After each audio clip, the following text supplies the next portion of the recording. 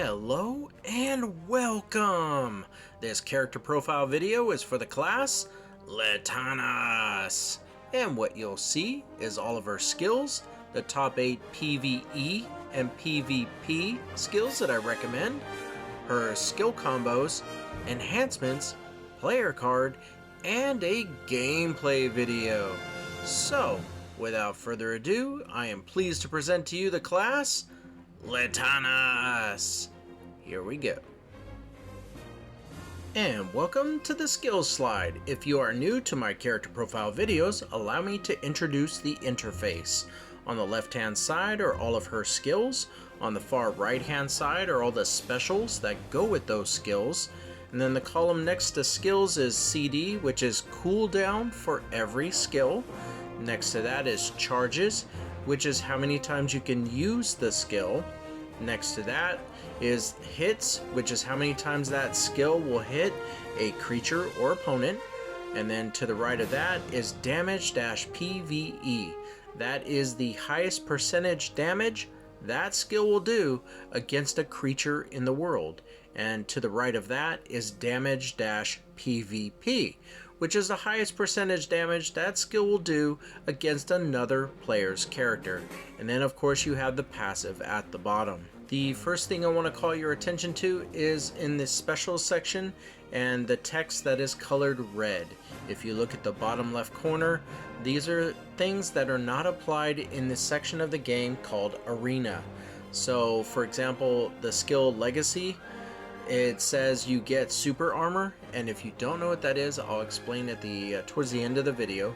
But super armor does not work in Arena, but it works everywhere else in the game, even in the open world when you're fighting against other people, but just not in Arena. And the sections that are colored purple, I did that to make sure it stood out, because for Letanas, she has Hexeblood skills or spells and Dragonblood skills, and they go back and forth. So I wanted you to see that they're talking about a difference between the two different sets in each skill. And of course I wanted to call attention to the two skills at the bottom that are connected with the passive. So take a moment to look at everything here, and when you're ready, we'll move on to the top 8 PVE skills that I recommend. Here we go. And welcome. So what I've done is I've taken all the skills and I've organized them according to the column of damage-PVE, from the highest percentage at the top all the way down to the lowest at the bottom. And the skill Edict Unbound is your highest damaging skill. The other thing I'd like to tell you is why is there a section colored in green, and that is because we can only take 8 skills into the world at a time. However, there are things in your skills section where you can organize them into 3 groups, you know, for monsters and for PvP and whatever else you'd like to do. So I highly encourage you to try everything out here, especially the Impalement, which is a grab, and also the Burning Resolve, which is a heal skill when you're fighting tough monsters. So take a moment to look at everything here, and when you're ready, we'll move on to the next slide, which is the top 8 PvP skills that I recommend. Here we go. And welcome. What I've done is I've taken all the skills and I've organized them according to the column of damage-PVP, from the highest percentage at the top all the way down to the lowest at the bottom. And the skill Edict Unbound continues to be your highest damaging skill. So what I usually get asked all the time is, what skills can I use that have super armor, where I don't have to worry about it? I can use it in Arena, outside Arena, and not have to mess with it. And you have 3 of them. It is Doombringer, it is Tectonic Slam, and Savage Decree. So these three, well, you also have Impalement, but it's a grab, and they're just saying super armor while attempting to grab. So I guess yes, you have 4.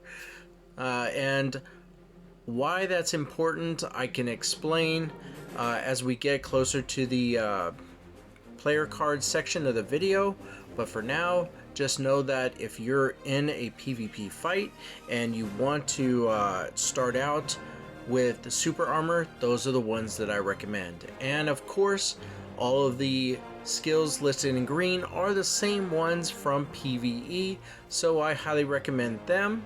And for you to experiment, get used to all the skills that are in green, and then try adding in Impalement or Tryon's Training, or simply your heal skill, so you can do some farming. You know, experiment with all of it. Now that you have the idea of how that works, I want to talk about the passive. It is called I don't think I said that right. Markthanen's Might. And I have taken the description and made it make sense for you guys. So what it means is you use the legacy skill. So the skill called legacy, it's the third one from the top. You use that skill to switch between Hexeblood skills and Dragonblood skills and the effects that they have in the skills. And they have differences in them, so you look to the passive effects for when you're either Hexeblood or Dragonblood. So in other words, one more time, you tap on the legacy skill to switch between the two, and why you would do that is because each one does something different. So in other words, let's look at the first one at the very top, Edict Unbound. If you were using Hexeblood, which is all in red, then you would hit an opponent and you would attack them and bound on hit. But if you were to tap the legacy skill again, where all the skills are now blue, and that is for Dragonblood, then you use that same skill, Edict Unbound, and now you're going to hit them 2 times. It'll be 2 hits at 50% damage on the first hit, and you'll also knock them back and knock them up.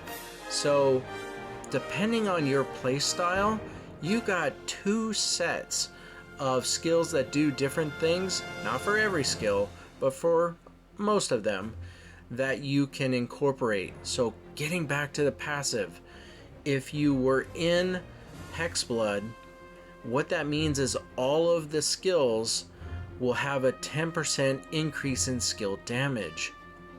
So look at Edict Unbound again at the top, and you see the, let's just say the damage dash PVE is 7,909.2% plus 10% of that added on, because the passive is giving you 10% when you're using that skill.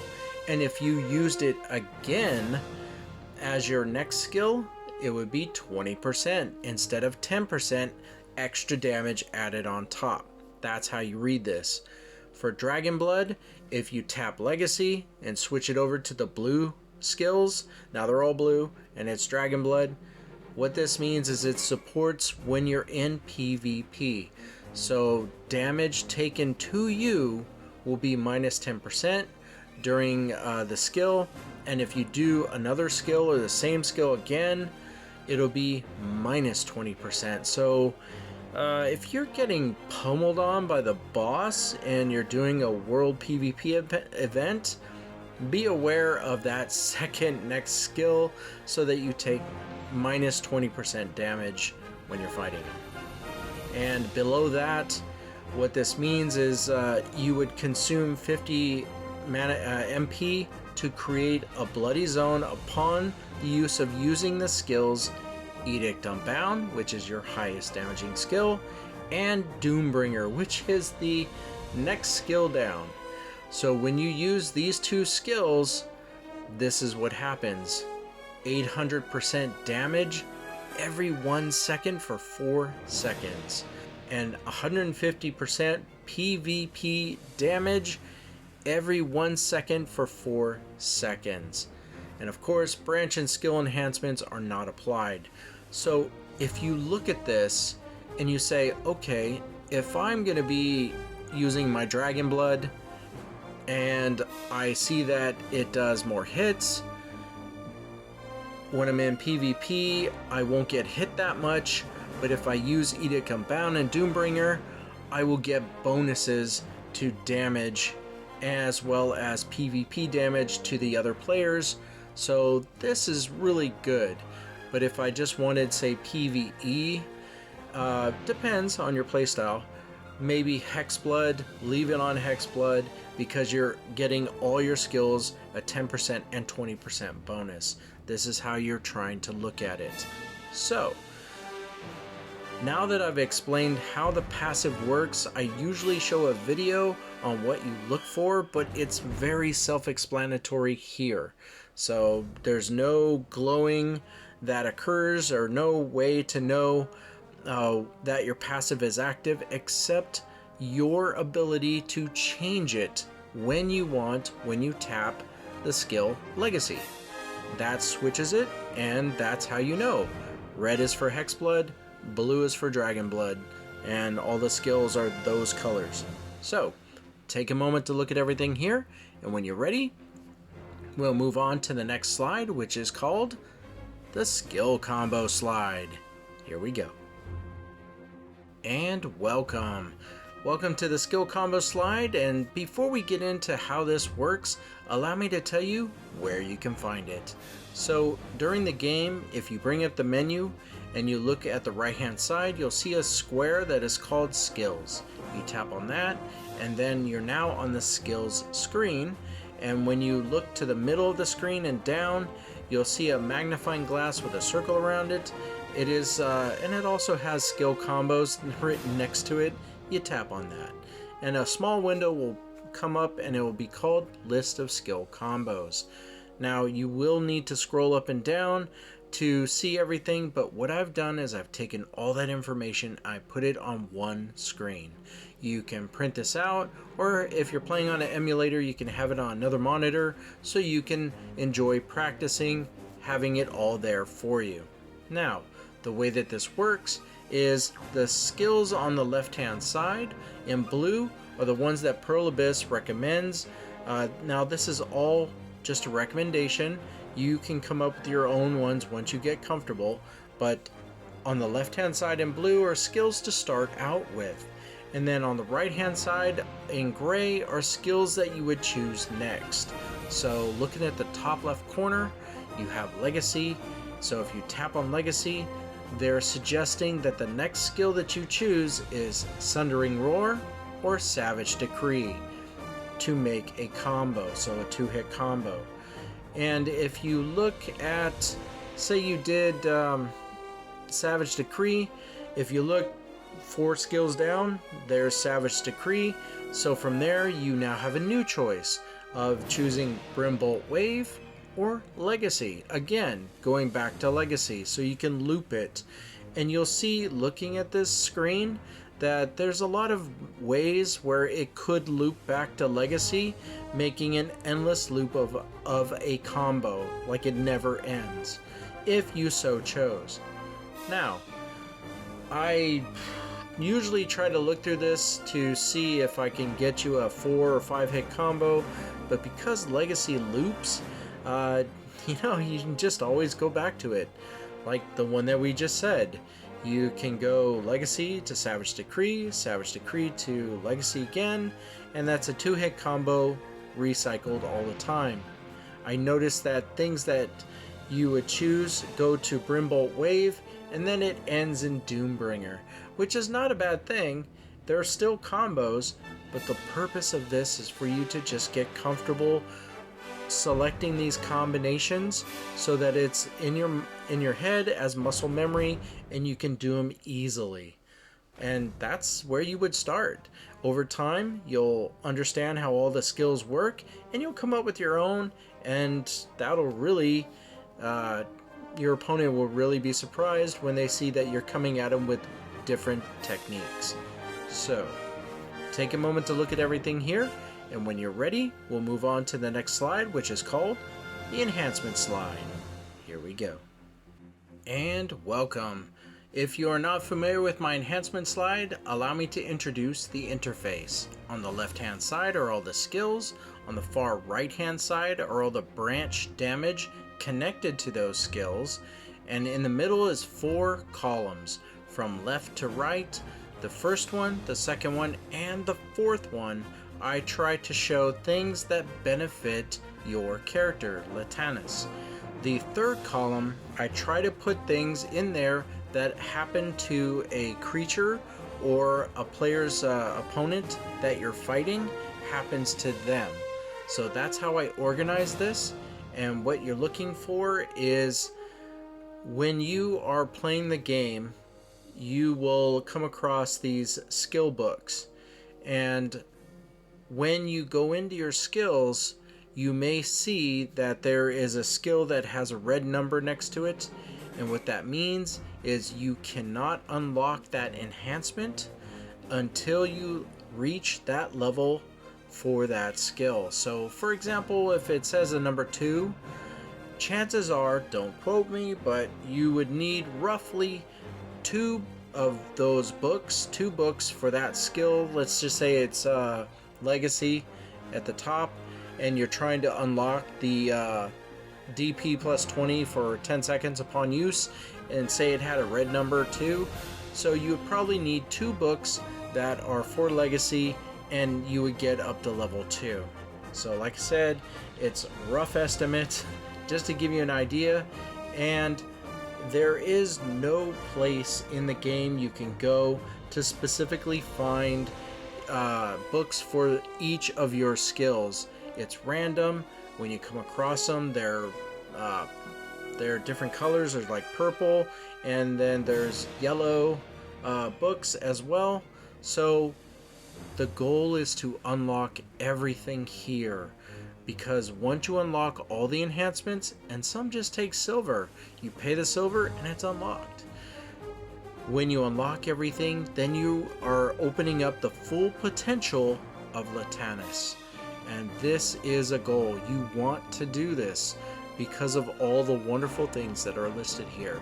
Now, I do want to point out, if you're looking at Aerial Burst, the third one down, and go all the way over to the right where it says heal 220 HP per hit, the reason why it's colored differently is because it does not apply in the section of the game called Path of Glory. So she won't automatically heal herself when she's in that section. But if you unlock it and you use all of her skills, and you use this skill, Aerial Burst, every time it hits, she'll heal for 220 HP, which allows you to survive a lot longer. And that is pretty cool.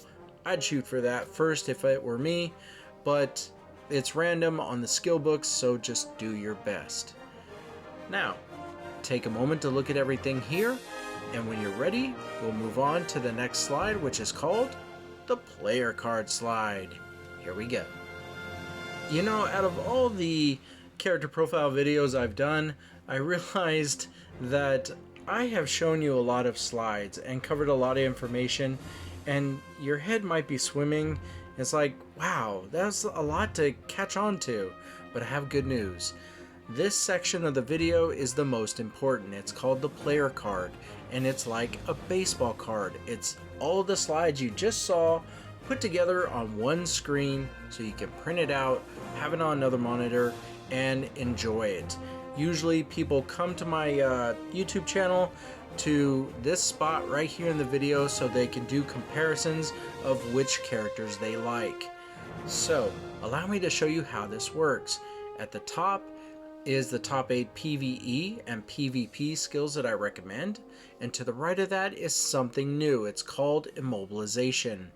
Anytime a creature or a player's opponent can stun you or knock you down or knock you up in the air or freeze you, anything like that, you're being immobilized, and it takes some animation time for you to get up, get ready, and be back into the fight.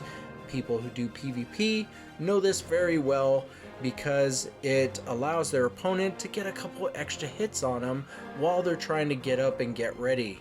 And that's just the design of the game. You have the advantage, get those extra hits in. Now, I promised I would explain super armor, and this at the bottom of the screen is the definition. It says, this means that incoming damage will be reduced, and the effects that immobilize you, like stun, knockdown, freeze, etc., will not happen for a duration of time. This is the reason why people who do PvP want to know, hey, what can I use to activate super armor so I'm not constantly micromanaging what I can and can't do in arena, and I forgot I was in arena. No, they just have the ones that I specified that they can work with, and when they start the fight, get your super armor active, use that skill. So to go back to immobilization, this is now you're on the offensive and you're trying to knock your opponent down. So you want to use as many of the skills that have a number 2 as possible, so you're increasing your chances that you're gonna get them knocked down. Now there is an icon that you could probably look for when they have super armor active, and if you see that it's not there, get in Spiteful Soul, Aerial Burst, Savage Decree, Sundering Roar, or even Edict Unbound, which is your highest damaging skill, and get them immobilized. So if you're wondering, what are you talking about? Immobilization? Let's just look at Edict Unbound. It's the third one from the bottom in skills. Look over to the right, and it says that if you're using Hexeblood, you can bound them, which knocks them down. Or if you're using Dragonblood, you can knock them back or knock them up in the air. Dragonblood for the win. So that's immobilizing your opponent or the creature that you're fighting. And that is how it works. You already know about the skills. We just covered the enhancements. Below that's the legend of what is not applied in Arena and what doesn't work in Path of Glory. So the last thing to cover is forward guard. This means that incoming damage will either be 0 or heavily reduced. Now, something crazy that you'll notice on this for Sundering Roar, it gives you the enhancement ability to, it says grants super armor instead of forward guard, but when you look at Sundering Roar at the top for skills, it doesn't say anything about you getting forward guard. So, well, I guess you have it. Otherwise, there would be no reason to change it if you so wanted to. But I would recommend, yes, change out your super armor instead of forward guard. If you like forward guard, it just means pretend there's an invisible shield in front of you. If there's somebody fighting you head on, the damage will be 0 or heavily reduced as long as they're in front of you. If they get behind you or to the side of you, they'll be able to damage you, but super armor is more likely the better choice over trying to manage forward guard. That's up to you. So, take a moment to look at everything here, and when you're ready, we're going to move on to the gameplay video where I show you what Letanas can do. Here we go. And before we get started showing you what she can do, let us show you where we're at. She's over here at Balanos, and we are at Kron Castle entrance. And we're here, well, because we're always here. We love it here. Their CP is 2,519, and ours is a measly 12,000 and something. She'll be fine. So the way this works is we tap on Autopath for Kron Castle entrance. She will fight for about 2 minutes, at which time we'll go to town. I'll give my outro and say thank you. So without further ado, it is my pleasure to present to you the class, Letanas. Here we go.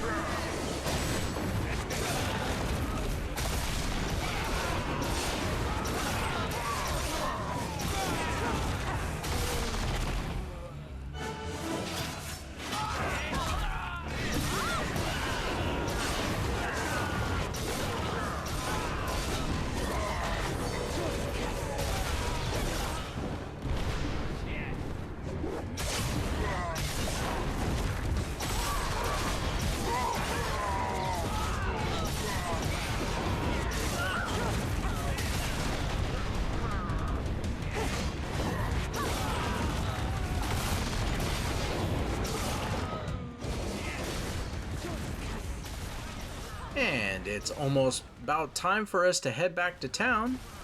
Just a couple more hits to get in. She really is a lot of fun, especially when you see those wings pop out and she just glides. It's really cool. There we go.